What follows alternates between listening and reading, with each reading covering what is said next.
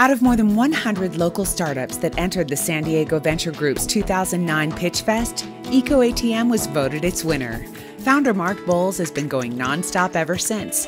He says the concept is simple. I recognized this problem of mobile phones not being recycled, and I thought, why don't I recycle? First of all, I didn't know where to do it. Second of all, I didn't feel incentivized to do it. And third, I was worried about my personal data. I thought, what are the things that I could do to solve that problem? And the idea of the kiosk was born. The automation in the kiosk, collecting these devices, inspecting, and paying people on the spot. So you know where the machine is, you know when you want to sell your phone, where to go, you know you're going to get money for it, you know that your data is going to be handled safely. So that's what we set out to develop, and that's what we've done. 25% of what we collect at this point has no value, so we can't pay you anything, but we take it and recycle it. But 75% does, and those phones can range from $2 to hundreds of dollars. The average customer walks away with, $25 or more. At EcoATM, we generate 5 different streams of materials. First is the phones that people want and are going to be refurbished and resold.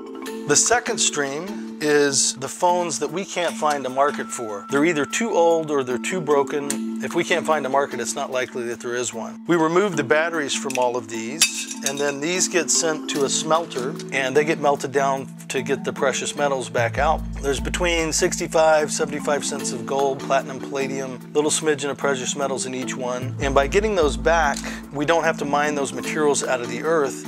The cables and cords and power chargers and so forth, these get melted down for the copper and other metals that come out of those.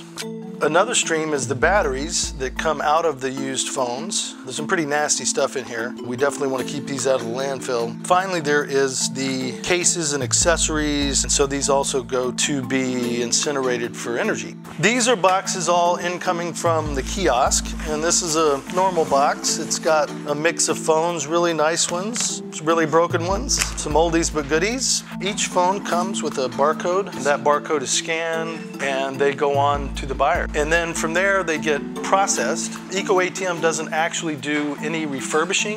Our buyers do the refurbishing. Instead, we are retail automation. We collect phones and sell those into the channel. This is our library and inventory of almost every phone ever made. And this is what we've used to train the artificial intelligence system, one phone at a time, how they look and how they act electrically. We're very proud of our collection.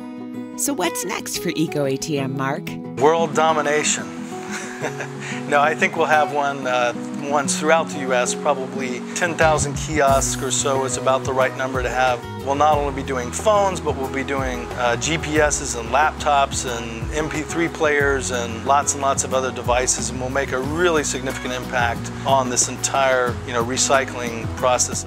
With the help of consumers and retailers, we can dramatically change the current very wasteful life cycle of consumer electronics by recycling lots of these things and getting them back into the hands of people that want them instead of throwing them in the landfills.